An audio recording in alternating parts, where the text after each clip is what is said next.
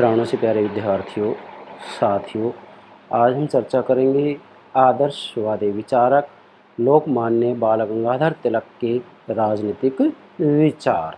जैसा कि मैंने यहाँ नोट भी किया है, आदर्शवादी विचारक लोकमान्य बाल गंगाधर तिलक के राजनीतिक विचार, लेक्चर नंबर 39। यस स्टूडेंट्स, ध्यान दें। देखो बेटा, सबसे पहले तो मैं आपको ये कहूँगा कि आधुनिक भारतीय राजनीतिक चिंतन पर जो हमारा लेक्चर है उसकी संख्या 39 है। इसका मतलब इससे पहले हमने 38 लेक्चर अपलोड कर दिए हैं। किसके ऊपर? आधुनिक भारतीय राजनीतिक चिंतन के ऊपर। प्राचीन भारतीय राजनीतिक चिंतन को मैंने बेहतर तरीके से समझा दिया है। जितनी भी महत्वपूर्ण बातें थी सभी अपलोड कर दिए हैं, आप प्ले लिस्ट में देख सकते हैं, प्राचीन भारतीय राजनीतिक चिंतन नाम से।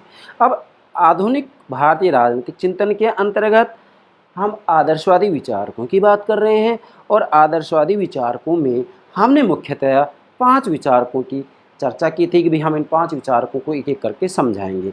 अब जो ये तिलक चल रहा है ये आदर्शवादी विचारकों में अंतिम जो है विचारक है। इससे पहले हमने दयानंद सरस्वती, अरविंद घोष, लाला लाजपत राय, विपिन चंद्र पाल, ये चारों के चारों आदर्शवादी विचारक अपलोड कर दिए हैं।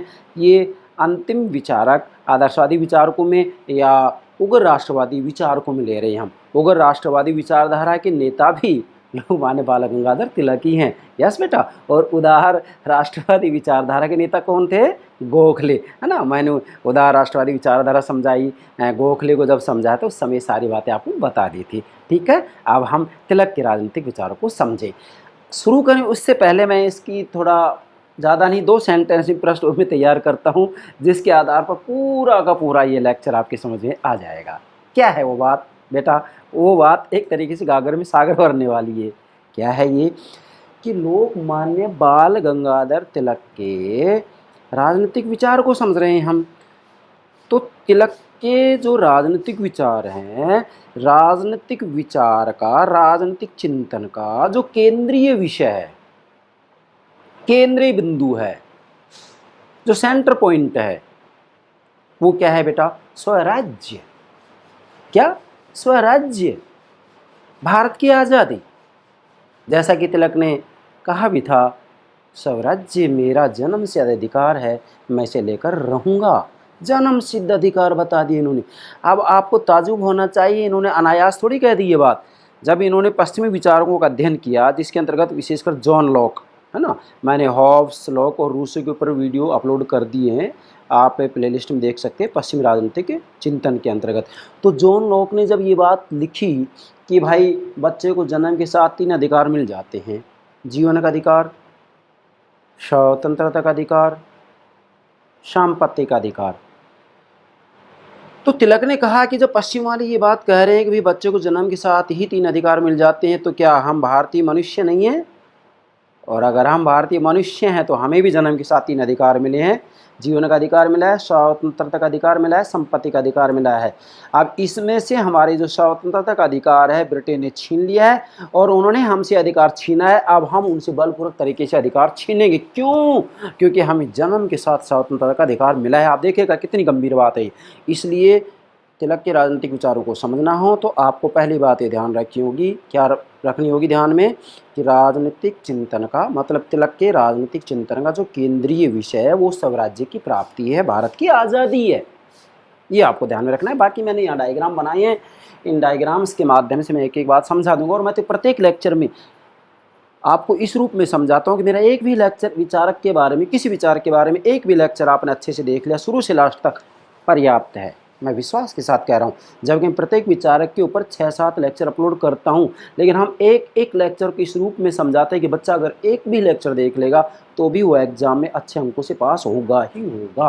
ये मेरा मूल लक्ष्य है। चलिए बेटा, यहाँ हमने डायग्राम बनाया है, नोट करते जाए मेरे साथ में, क्योंकि जब तक आप इस बात को नहीं समझेंगे तब तक तिलक के जो पॉलिटिकल थॉट है उसको नहीं समझेंगे, राजनीतिक विचार को नहीं समझेंगे।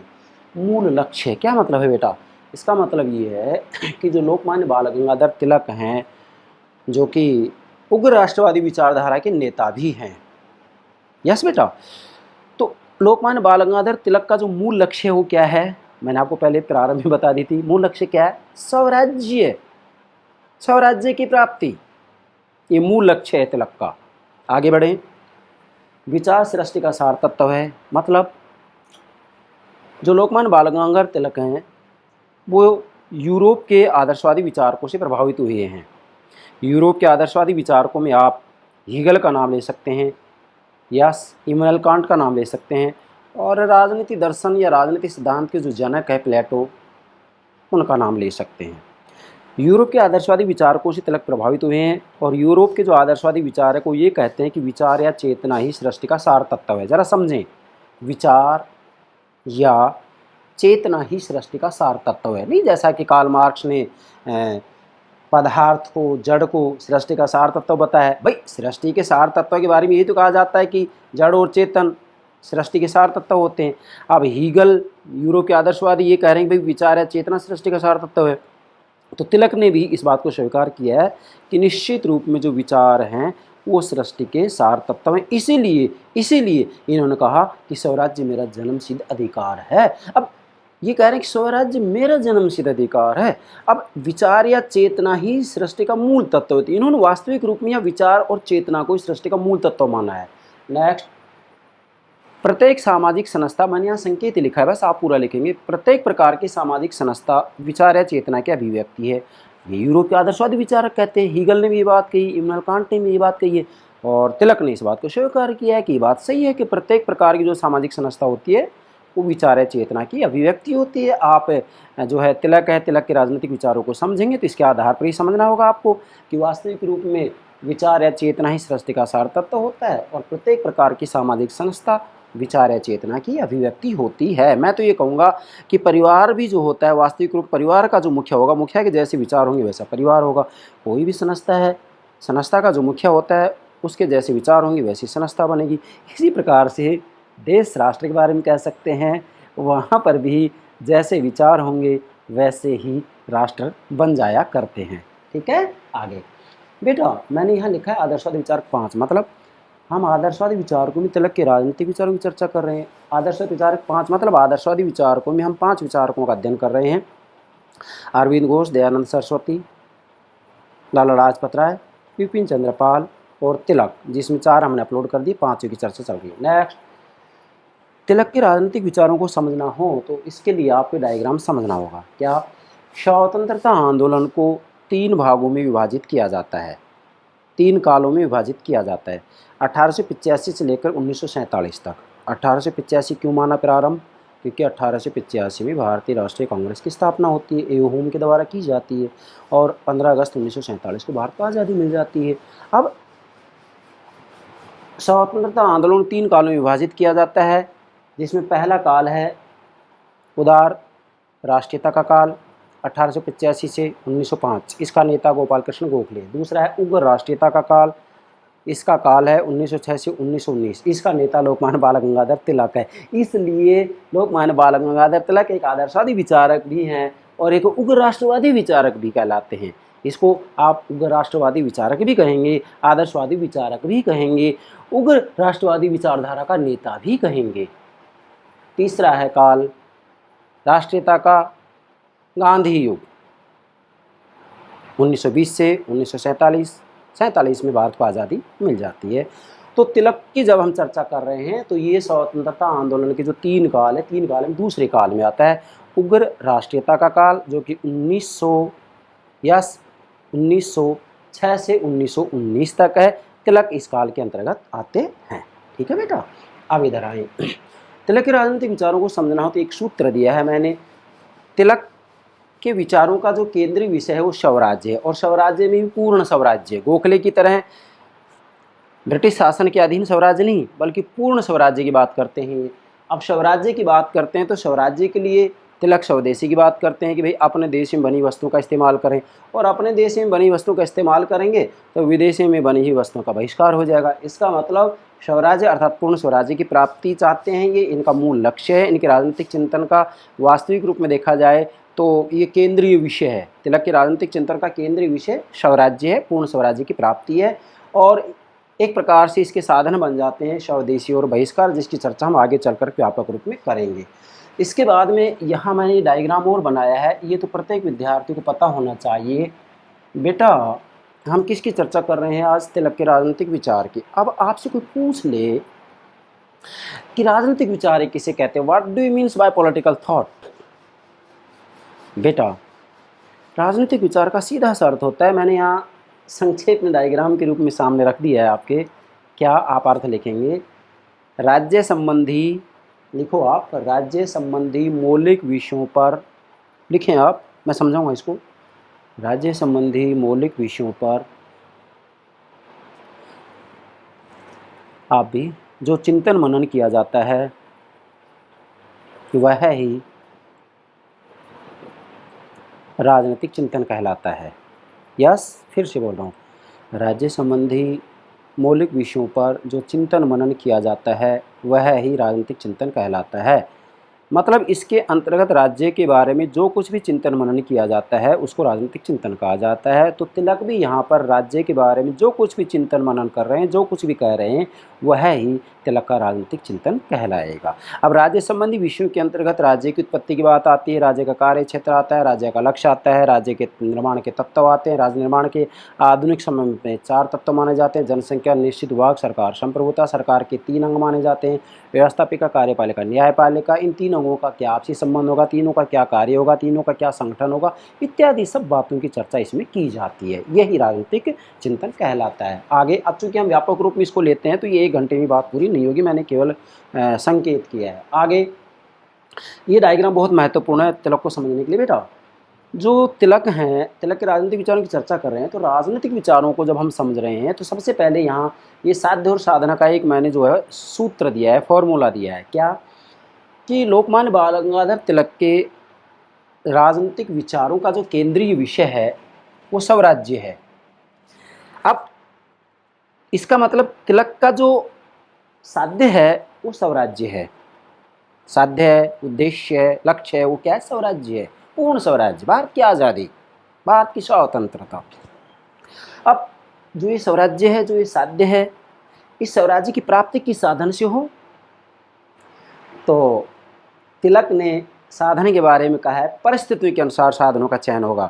तिलक ने कहा कि हमने कोई प्रतिज्ञा नहीं कर रखी कि हम केवल संवैधानिक साधनों का प्रयोग करेंगे, जैसा कि गोखले ने केवल संवैधानिक साधनों की बात की थी कि संवैधानिक साधनों का प्रयोग करेंगे हम, और ब्रिटिश सरकार या ब्रिटेन के लोग बड़े दयालु हैं, वो हमें आज़ादी दे देंगे। लेकिन तिलक ने कहा कि नहीं नहीं, ऐसा नहीं हो सकता है, अगर हमें आवश्यकता हुई तो हम गैर संवैधानिक साधनों का भी इस्तेमाल करने के लिए स्वतंत्र हैं। हमने कोई प्रतिज्ञा नहीं कर रखी, हमने कोई कसम नहीं उठा रखी है।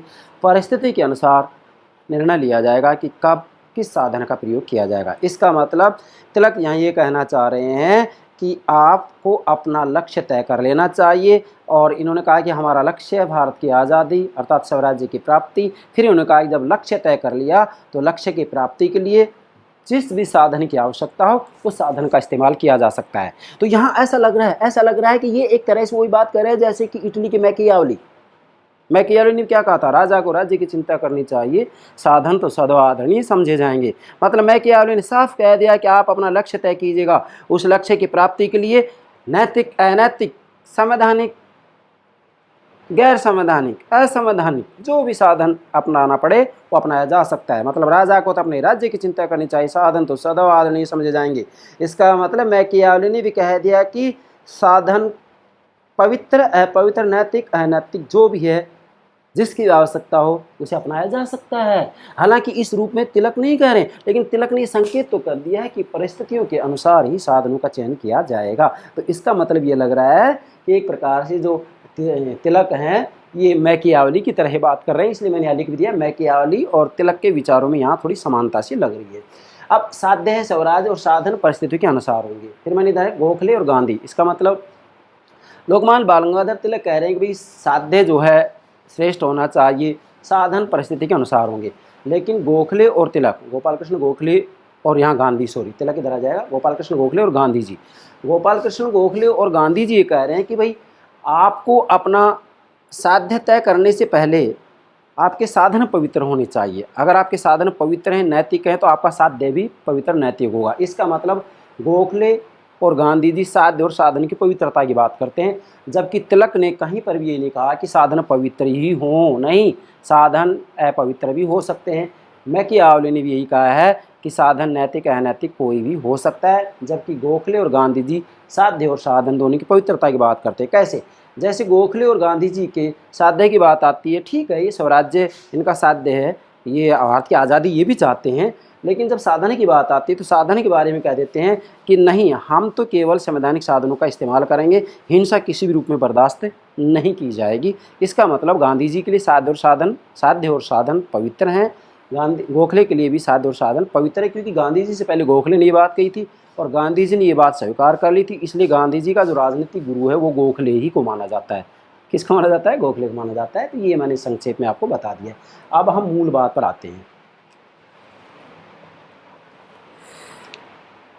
तिलक के राजनीतिक विचार। मैं आशा करता हूँ यहाँ तक सारी बातें समझ गए होंगे। पहली बात तो यहाँ तक की सारी बातें यदि आप समझ गए हैं तो तिलक के राजनीतिक विचारों को समझने में दिक्कत नहीं है, लेकिन फिर भी हमने यहाँ 11 बिंदु तैयार किए आपके लिए, जिससे कि आप इनके राजनीतिक विचारों को समझ सकें। और इतना समझने के बाद मैं दावे के साथ कहता हूँ, भले ही आप यूपीएससी की तैयारी कर रहे हो, कॉलेज लेक्चरर की तैयारी, किसी की भी तैयारी कर रहे हो, राजनीतिक विज्ञान से आपको कहीं विफलता हाथ नहीं लगेगी। राजनीतिक चिंतन का केंद्रीय विषय, मतलब लोकमान्य बाल गंगाधर तिलक के राजनीतिक चिंतन का जो केंद्रीय विषय है वो स्वराज्य की प्राप्ति है। अर्थात लोकमान्य बाल गंगाधर तिलक के राजनीतिक विचारों को समझना हो तो सबसे पहले आपको ध्यान रखना होगा कि राजनीतिक विचारों को जो केंद्रीय विषय है, तिलक के राजनीतिक विचारों का जो केंद्रीय विषय है वो क्या है बेटा? स्वराज्य की प्राप्ति, स्वतंत्रता की प्राप्ति, भारत की आज़ादी। मैंने आपको पहले भी इधर बता दिया था। अब इनका लक्ष्य है स्वराज्य की प्राप्ति, केंद्रीय विषय है स्वराज्य की प्राप्ति। तिलक का राजनीतिक चिंतन का केंद्रीय विषय स्वराज्य की प्राप्ति है। तिलक के राजनीतिक विचारों का लक्ष्य क्या है? स्वराज्य की प्राप्ति है, स्वतंत्रता की प्राप्ति है, भारत की आज़ादी है। अब स्वराज्य की प्राप्ति है तो इसी ही के प्रसंग में, मतलब स्वराज्य की प्राप्ति के प्रसंग में ही भाई इनका लक्ष्य है कि भाई स्वराज्य चाहिए हमें। जैसे तिलक ने कहा कि स्वराज्य मेरा जन्मसिद्ध अधिकार, मैं इसे लेकर रहूँगा, तो ये स्वराज्य की प्राप्ति इनका केंद्रीय विषय हो गया, इनका चिंतन का केंद्रीय विषय होगा, या तिलक का जो है लक्ष्य हो गया क्या? स्वराज्य की प्राप्ति। अब स्वराज्य की प्राप्ति इनका केंद्रीय विषय है, इनके चिंतन का केंद्रीय विषय है, इनके कहूँगा कि मैं इनका लक्ष्य है ये, इनका लक्ष्य है ये, इनका साध्य है ये क्या? स्वराज्य। तो इस स्वराज्य के संदर्भ में ही, प्रसंग में ही, इसी के प्रसंग में, मतलब स्वराज्य की प्राप्ति के प्रसंग में ही तिलक ने स्वतंत्रता, राष्ट्रवाद, व्यक्ति व शासन के संबंध, नोट करें यहाँ, व्यक्ति व शासन के संबंध, व्यक्ति व शासन के आपसी क्या संबंध होंगे? व्यक्ति शासन के संबंध, राज्य की विधि निर्माण की शक्ति, विधि के औचित्य,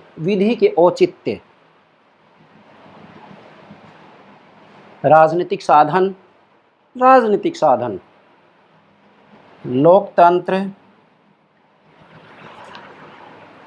लोकतंत्र आदि के बारे में अपने विचार दिए हैं। अब ज़रा समझें, स्वराज्य की प्राप्ति केंद्रीय विषय हो गया, तिलक के विचारों के लक्ष्य की बात आती है, या तिलक का जो लक्ष्य की बात आती है, तिलक के साध्य की बात आती है, तो स्वराज्य। अब इस स्वराज्य प्राप्ति के संदर्भ में, स्वराज्य की अवधारणा के संदर्भ में, भारत की आज़ादी के संदर्भ में ही तिलक ने स्वतंत्रता, राष्ट्रवाद, व्यक्ति शासन के संबंध, राज्य की विधि निर्माण की शक्ति, विधि के औचित्य, राजनीतिक साधन और लोकतंत्र के बारे में अपने विचार दिए हैं।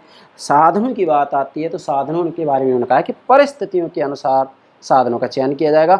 हमने कोई सौगंध नहीं उठाई है कि हम हमेशा के लिए संवैधानिक साधनों का इस्तेमाल करेंगे। आवश्यकता हुई तो हम खुले हैं, हम किसी भी साधन का इस्तेमाल कर सकते हैं। इसलिए तिलक के राजनीतिक साधनों को खुले राजनीतिक साधनों की संज्ञा दी जाती है। ओपन, खुले राजनीतिक साधन, जब जिसकी आवश्यकता होगी इस्तेमाल किया जाएगा। हमारा लक्ष्य आज़ादी है, स्वराज्य की प्राप्ति के लिए जब जिस साधन की आवश्यकता होगी उसका इस्तेमाल किया जाएगा। इसलिए तिलक के राजनीतिक साधनों को खुले राजनीतिक साधन की संज्ञा दी जाती है। किसकी संज्ञा दी जाती है? खुले राजनीतिक साधन की संज्ञा दी जाती है। खुले राजनीतिक साधनों में इन्होंने 4 साधनों की चर्चा की, जिसकी हम चर्चा आगे करेंगे। आगे बढ़ें, ये पृष्ठभूमि के रूप में समझना जरूरी है।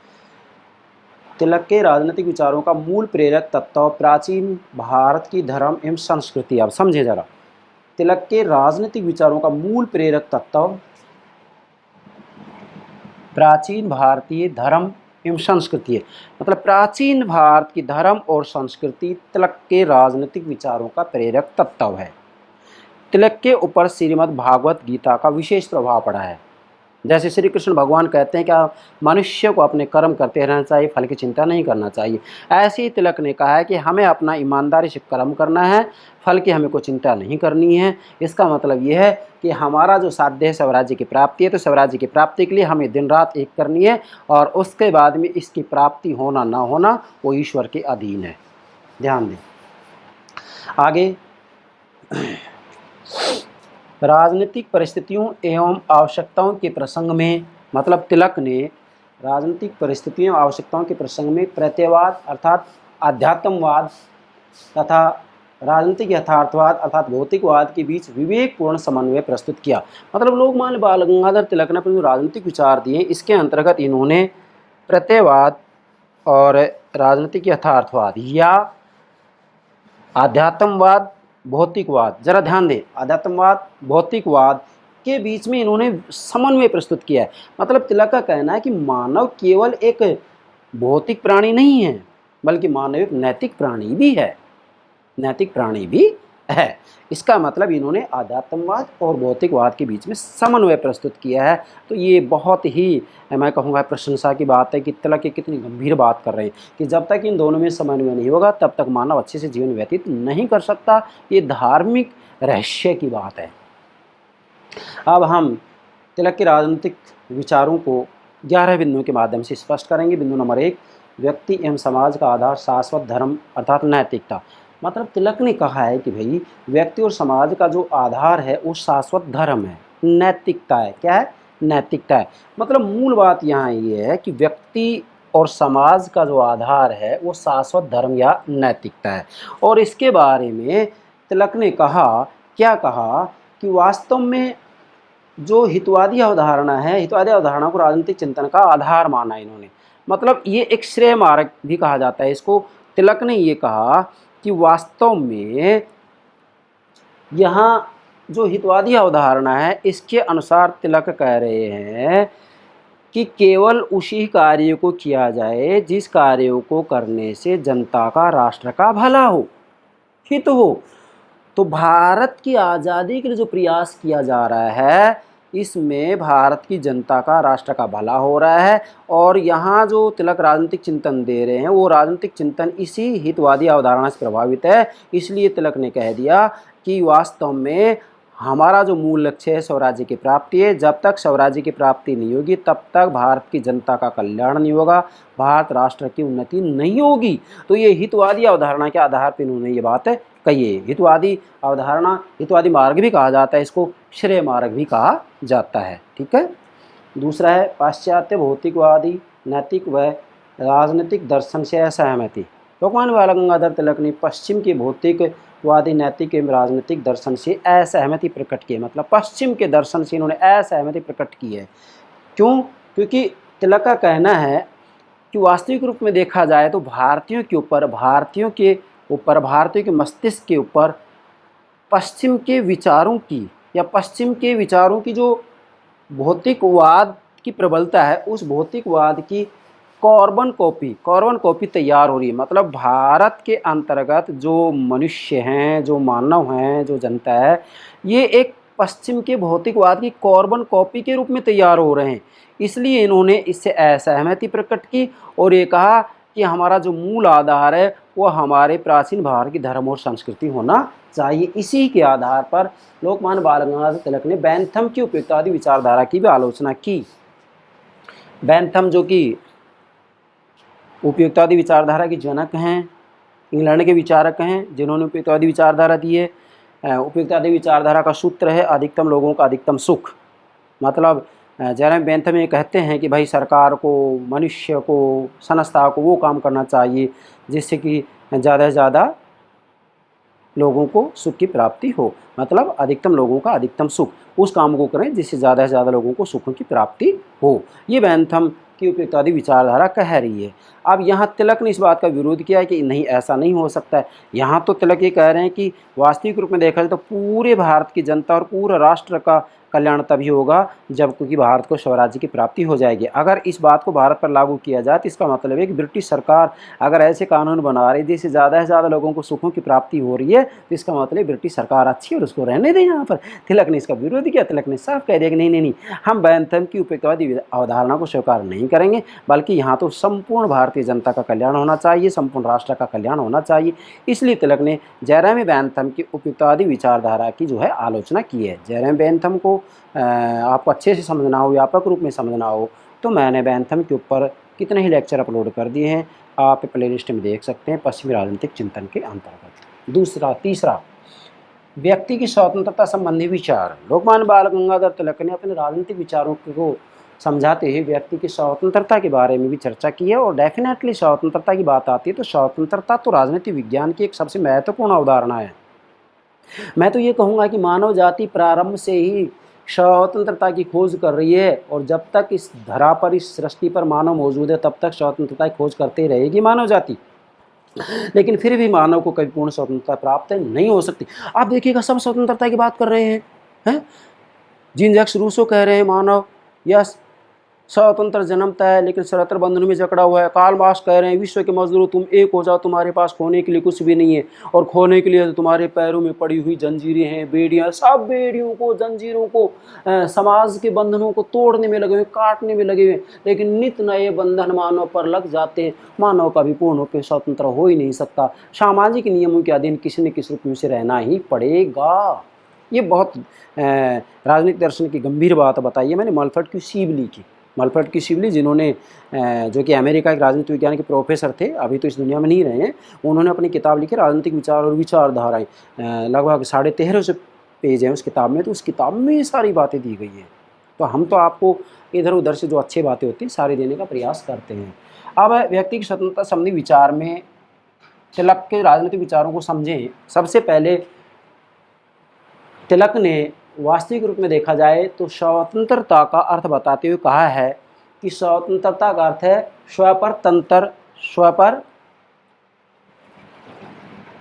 तंत्र की स्थापना। मतलब व्यक्ति स्वयं अपना स्वामी हो, व्यक्ति स्वयं अपना स्वामी हो, व्यक्ति का अपने ऊपर स्वयं का शासन हो। इसको कहते हैं स्वपर तंत्र।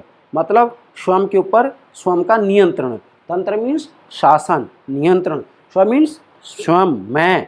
तो व्यक्ति विशेष के ऊपर स्वयं का नियंत्रण, मतलब स्वयं व्यक्ति विशेष का स्वयं पर नियंत्रण ही स्व पर तंत्र की विजय कहलाती है या स्व पर तंत्र कहलाता है। इसी को स्वतंत्र कहा जाता है, स्वतंत्रता कहा जाता है। लेकिन जो तिलक हैं, तिलक ने जो स्वतंत्रता का अर्थ बताया है वो व्यक्तिवाद की तुलना में टी.एच. ग्रीन के निकट है। अर्थात जो तिलक ने स्वतंत्रता का अर्थ बताया है वो व्यक्तिवादियों की तुलना में टी.एच. Green, TH. मतलब थॉमस हिल ग्रीन के निकट है। कैसे? व्यक्तिवादी स्वतंत्रता का अर्थ बताते हुए कहते हैं कि व्यक्ति के ऊपर किसी प्रकार का नियंत्रण नहीं हो। क्या? व्यक्ति के ऊपर किसी प्रकार का नियंत्रण नहीं हो। जरा ध्यान दें, किसी प्रकार का नियंत्रण नहीं हो, वही स्वतंत्रता है। लेकिन तिलक इस बात को स्वीकार नहीं करें। तिलक कह रहे हैं कि वास्तविक रूप में अनुचित नियंत्रण का तो अभाव हो और उचित नियंत्रण लगाया जाए, उचित नियंत्रण की स्थापना हो। तिलक कह रहे हैं कि वो उचित नियंत्रण मनुष्य पर लगाया जाए और अनुचित नियंत्रण नहीं होना चाहिए। मतलब अनुचित नियंत्रण का अभाव और उचित नियंत्रण, तिलक इसको स्वतंत्रता कह रहे हैं। तो टी.एच. ग्रीन, थॉमस हिल ग्रीन भी यही बात कर रहे हैं कि मनुष्य के ऊपर उचित नियंत्रण लगाए जाने चाहिए। क्या? मनुष्य के ऊपर उचित नियंत्रण लगाए जाने चाहिए। मतलब मनुष्य को स्वतंत्र करने के लिए उसके रास्ते में जो बाधाएं आती हैं उन बाधाओं को बाधित करने के लिए व्यक्ति के ऊपर नियंत्रण लगाया जा सकता है। इसके बाद में चौथा है स्वराज्य संबंधी विचार। तिलक के स्वराज्य संबंधी विचार। अब तिलक के राजनीतिक चिंतन का केंद्रीय विषय तो स्वराज्य ही है। तिलक के राजनीतिक चिंतन का जो साध्य है वो स्वराज्य ही है। तो स्वराज्य के बारे में इन्होंने क्या विचार दिए हैं? स्वराज्य संबंधी विचारों में आप लिखेंगे सबसे पहले तो आपको नोट करना है, तिलक ने स्वराज्य को दो भागों में बांटा है। नोट करें, मैंने यहाँ लिख भी दिया दो, आध्यात्मिक स्वराज्य, राजनीतिक स्वराज्य। यस, आध्यात्मिक स्वराज्य, राजनीतिक स्वराज्य। आध्यात्मिक स्वराज्य के अंतर्गत व्यक्ति स्वयं अपनी आत्मिक दृष्टि से स्वतंत्र रहता है, राजनीतिक दृष्टि से बाहरी रूप में स्वतंत्र रहता है। अभी दोनों ही स्वतंत्रताएं जरूरी हैं।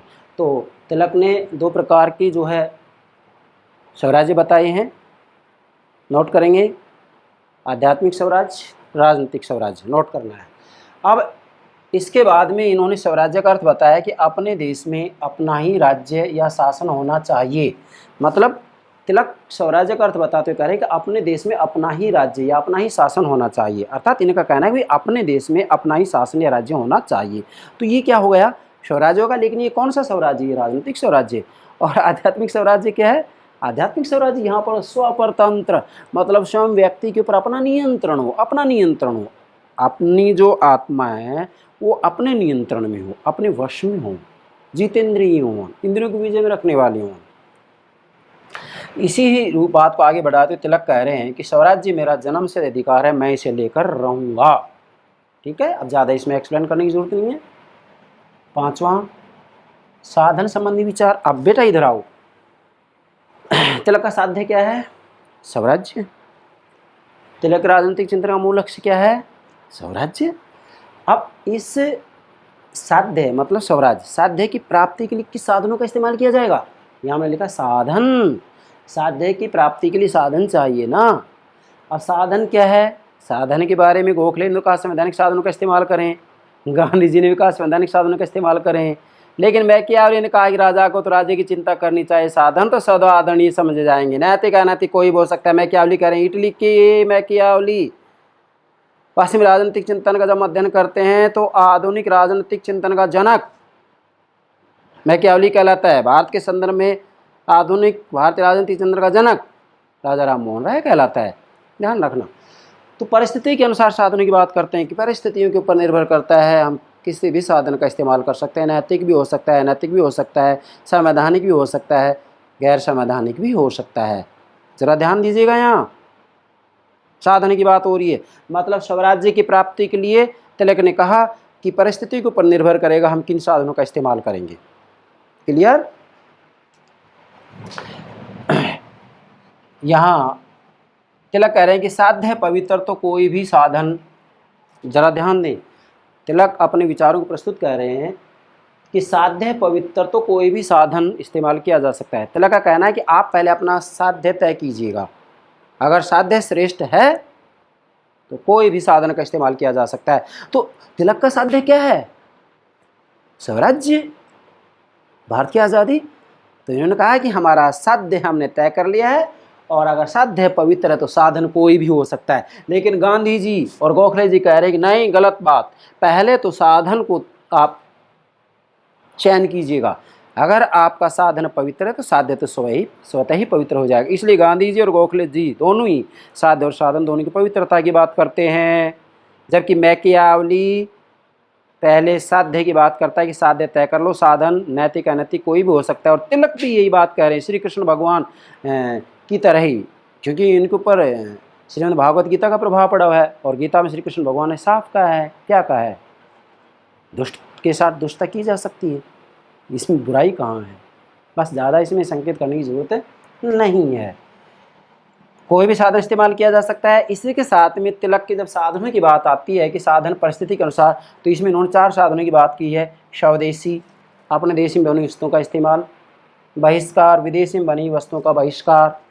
तिलक ने तो यहाँ तक कह दिया कि हमारे बच्चे विदेशी स्कूलों में पढ़ने नहीं जाएंगे, ब्रिटेन के द्वारा जो यहाँ पर शिक्षण संस्थाएं डाल रखी हैं उनमें पढ़ने के लिए नहीं जाएंगे, भले ही हमारे बच्चे अनपढ़ रह जाएं, विदेशी दवाइयों का इस्तेमाल नहीं करेंगे, भले ही बीमारी से मर जाएं। ये बहिष्कार है, उग्र रूप में बहिष्कार किया। राजनीतिक शिक्षा और निष्क्रिय प्रतिरोध, तो ये 4 साधनों की बात की इन्होंने। अब इन चारों साधनों के ऊपर हम स्वदेशी, बहिष्कार, राजनीतिक शिक्षा और निष्क्रिय प्रतिरोध के ऊपर अलग से लेक्चर अपलोड करेंगे। किस नाम से, तिलक के राजनीतिक साधन। इस नाम से अलग से लेक्चर अपलोड करेंगे। उसमें स्वदेशी बहिष्कार, राजनीतिक शिक्षा और निष्क्रिय प्रतिरोधी, चारों के बारे में व्यापक रूप में चर्चा करेंगे। यहाँ तो मैंने संकेत दे दिया है। छठा है प्राचीन भारत के गौरव से प्रभावित राष्ट्रवाद। यस, लोकमान्य बाल गंगाधर तिलक के राजनीतिक विचारों को समझना हो तो आपको ये समझना होगा कि प्राचीन भारत के गौरव से प्रभावित राष्ट्रवाद था, अर्थात वास्तविक रूप में देखा जाए जो तिलक का राष्ट्रवाद है वह प्राचीन भारत के गौरव से प्रभावित था, क्योंकि इन्होंने कहा कि प्राचीन भारत विश्व का गुरु रहा हुआ है और प्राचीन भारत का जो राष्ट्र था वो गौरवशाली था। तो इन्होंने भारतीय जनता को याद दिलाया कि अपनी प्राचीन संस्कृति का स्मरण कीजिएगा, आप कितने महान थे और अब आप दास बने हुए हैं, ये गलत है। अब जरा ध्यान दें, यहाँ सर्वप्रथम स्वराज्य का जो उद्घोषक था वो कौन था? दयानंद सरस्वती। सर्वप्रथम स्वराज्य की जो उद्घोषणा की थी दयानंद सरस्वती ने की थी। स्वराज्य के अग्रदूत दयानंद सरस्वती थे, स्वराज्य के अग्रदूत दयानंद सरस्वती थे, लेकिन इस स्वराज्य को मूर्त अवधारणा का श्रेय तिलक को दिया जाता है, अर्थात इस स्वराज्य का अवधारणा को मूर्त रूप, व्यवहारिक रूप तिलक ने दिया है। हालांकि स्वराज्य का अग्रदूत दयानंद सरस्वती है, दयानंद सरस्वती है, लेकिन इसको मूर्त रूप देने वाला कौन है? लोकमान्य बाल गंगाधर तिलक। इसलिए तो उन्होंने कहा स्वराज्य मेरा जन्म से अधिकार है, मैं इसे लेकर रहूंगा। 7 राष्ट्रीय एकता एवं सांप्रदायिक सद्भाव संबंधी विचार। तिलक ने अपने राजनीतिक विचार देते हुए स्पष्ट कह दिया क्या कि राष्ट्रीय एकता एवं सांप्रदायिक सद्भावना के बारे में कहा इन्होंने कि भाई भारत के अंतर्गत हिंदू और मुसलमानों में किसी प्रकार का कोई खींचतान नहीं होना चाहिए। इन्होंने साफ कह दिया कि मैं, जैसे इन्होंने कहा भी है, मैं जिस राष्ट्रवाद की बात करता हूँ, तिलक कह रहे हैं कि मैं जिस राष्ट्र, इसको पूरा लिखेंगे, तिलक ने कहा है कि मैं जिस राष्ट्रवाद की बात करता हूँ वह राष्ट्रवाद ना तो हिंदू राष्ट्रवाद है, ना मुस्लिम राष्ट्रवाद है, ना किसी वर्ग विशेष का राष्ट्रवाद है, बल्कि वह तो भारतीय समुदाय का राष्ट्र है, पूरे भारत का राष्ट्र है। उसमें हिंदू मुस्लिम सब वर्ग आ गए। यहाँ किसी भी रूप में सांप्रदायिक वैमनस्य फैलाने की बात नहीं की जा रही है, बल्कि वास्तविक रूप में राष्ट्रीय एकता की बात हो रही है। तिलक राष्ट्रीय एकता की बात करें, काश अगर आज के नेता भी तिलक की तरह ही बातें करें तो फिर क्या कहना, बस संकेत पर्याप्त है। 8 स्वराज्य की मांग के साथ भारतीय स्वराज्य की शिक्षा। वास्तविक रूप में देखा जाए तो तिलक का मूल लक्ष्य स्वराज्य है, तिलक का साध्य स्वराज्य है, भारत की आज़ादी, लेकिन स्वराज्य की मांग के साथ भारतीयों को स्वराज्य की शिक्षा भी दी है इन्होंने। अब स्वराज्य की शिक्षा दी तो स्वराज्य को 2 रूप में रखा इन्होंने, आध्यात्मिक स्वराज्य, राजनीतिक स्वराज्य। तो इन्होंने कहा कि व्यक्ति को स्वयं को अपने ऊपर नियंत्रण रखना चाहिए, और डेफिनेटली राजनीतिक स्वराज्य की बात आती है तो इसको राष्ट्रीय स्वतंत्रता के रूप में ले सकते हैं। 9वां है तिलक यथार्थवादी एवं व्यवहारिक राजनेता। जरा ध्यान दें, तिलक यथार्थवादी में व्यवहारिक राजनेता, अर्थात वास्तव में देखा जाए तो तिलक के बारे में कहा जाता है कि भाई तिलक पश्चिम का अनुकरण नहीं करते हैं, तिलक प्राचीन भारत की धर्म और संस्कृति से प्रभावित हैं। सत्य है, प्राचीन भारत की धर्म और संस्कृति से प्रभावित हैं तिलक, लेकिन इसके साथ में तिलक ने यह भी कहा कि पश्चिम से भी अगर कोई अच्छी बात हमें मिलती है तो उस अच्छी बात को भी ग्रहण किया जाना चाहिए। क्यों? क्योंकि सिद्धांतों के ऊपर किसी एक राष्ट्र विशेष का अधिकार नहीं होता है, और सिद्धांत किसी राष्ट्र की बपूती नहीं होती है। अच्छी बातें, अच्छे सिद्धांत, अच्छे नियम, अच्छे सूत्र कहीं पर भी मिले उनको खुले दिल से स्वीकार किया जा सकता है, ये तिलक ने कहा है। इसलिए कह दे कि पश्चिम से अच्छी बातें मिलती हैं तो स्वीकार करेंगे हम। कैसे? जैसे इन्होंने जॉन स्टुअर्ट मिल, पश्चिम राजनीतिक विचारक हैं, इसके ऊपर मैंने लेक्चर अपलोड कर दिया। इनकी महत्वपूर्ण पुस्तक ऑन लिबर्टी है। J.S. मिल ने राष्ट्र की जो परिभाषा दी है, राष्ट्र की परिभाषा को तिलक ने भी स्वीकार किया। बर्क का जो अनुदारवाद है कि भाई प्राचीन परंपराओं को स्वीकार किया जाना चाहिए, जब तक हम अपनी परंपराओं को स्वीकार नहीं करेंगे तब तक आगे नहीं बढ़ेंगे, तिलक ने इसको भी स्वीकार किया। जैसे तिलक ने कहा भी है क्या कि वास्तविक रूप में प्राचीन भारत की संस्कृति और धर्म बड़े गौरवशाली थे, गौरवमयी थे, इसीलिए इनके राजनीतिक विचारों का जो प्रेरक तत्व है प्राचीन भारत की संस्कृति और धर्म है।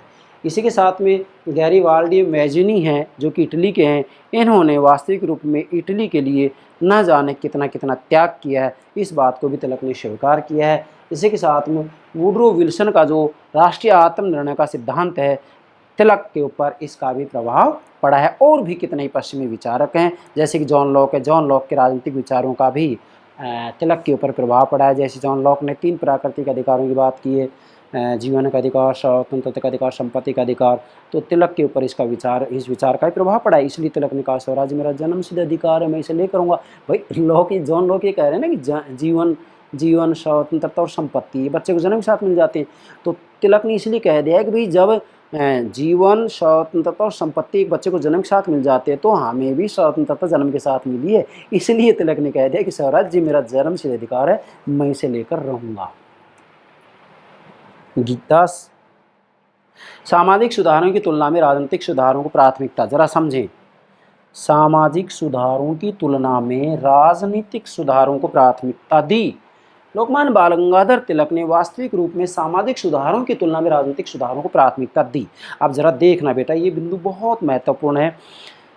जब हम उदार राष्ट्रवादियों की चर्चा करते हैं तो उदार राष्ट्रवादी विचारधारा के नेता गोपाल कृष्ण गोखले, तो गोपाल कृष्ण गोखले बार बार क्या कह रहे हैं कि भाई ब्रिटिश सरकार बड़ी दयालु है, वो हमको आज़ादी दे देंगे, वो हमारे हित में है। गोखले बार बार कह रहे हैं कि पहले आप अपनी समाज व्यवस्था को सुधार लो, मतलब भारत की सामाजिक जो बुराइयां हैं उनमें सुधार हो जाए। गोखले बार बार कह रहे हैं कि अपनी समाज व्यवस्था को सुधारो, सोशल सिस्टम को सुधारो, हमारे समाज के अंतर्गत दुनिया भर की जो है कुरीतियाँ हैं, बुराइयां हैं, उनको सुधार लो, उसके बाद में ब्रिटिश सरकार, ब्रिटेन वाले लोग बड़े दयालु हैं, हमको आज़ादी दे देंगे। तो गोखले जो कि उदार राष्ट्रवादी विचारधारा के नेता हैं, वो कह रहे हैं कि पहले आप समाज को सुधार लो और उसके बाद में भारत को आज़ादी दे दी जाएगी, है ना। गोखले करें, लेकिन तिलक क्या करे, गलत बात। तिलक करे गलत बात, हमारे समाज में क्या कमी है वो हम बाद में सुधारते रहेंगे, हमें तो पहले आज़ादी चाहिए। इसीलिए तिलक ने राजनीतिक सुधारों के ऊपर पहले बल दिया, राजनीतिक सुधारों को प्राथमिकता दी, सामाजिक सुधारों को प्राथमिकता नहीं दी। तिलक साफ कह रहे हैं कि समाज में सुधार बाद में होता रहेगा, सामाजिक कुरीतियों को बाद में दूर करते रहेंगे, पहले तो हमें आज़ादी चाहिए, आज़ादी चाहिए, स्वराज्य चाहिए। इसलिए तिलक के बारे में कहा जाता है कि इन्होंने सामाजिक सुधारों की तुलना में राजनीतिक सुधारों को प्राथमिकता दी। मतलब राजनीतिक सुधार अर्थात पहले आज़ादी चाहिए, समाज में जो कमियां हैं, समाज व्यवस्था में जो कमियां हैं वो बाद में सुधरती रहेंगी। और गोखले कह रहे हैं कि पहले समाज व्यवस्था को सुधार लो, फिर ब्रिटेन वाले आज़ादी दे देंगे। तिलक कह रहे हैं हमें पहले आज़ादी दे दो, समाज को हम खुद सुधार लेंगे। ज़रा देखिएगा, इसलिए इसमें गोखले है वो नरम स्वभाव के हो गए, नरम दल के नेता हैं, और तिलक गरम दल के नेता हैं, उग्र स्वभाव के हैं, ठीक है ना। अंतिम 11 है, तिलक की आस्था जनता की शक्ति में थी। यस, वास्तव में देखा जाए तो जो लोकमान्य बाल गंगाधर तिलक हैं, इनकी जो आस्था थी वो जन साधारण में थी, जनता की शक्ति में थी। जबकि गोखले केवल उच्च वर्ग के लोगों तक, बुद्धिजीवियों तक सीमित थे, लेकिन तिलक जन साधारण में आस्था रखते थे। इसलिए इनको लोकमान्य की उपाधि दी गई, लोकमान्य, जनता के द्वारा मान्य। जैसा यहाँ आप लिखो पहले तो, तिलक की आस्था जनता की शक्ति में थी, जनता की शक्ति में थी, केवल बुद्धिजीवियों, उच्च वर्गीय लोगों में नहीं, बल्कि जन साधारण से प्रेम करते थे।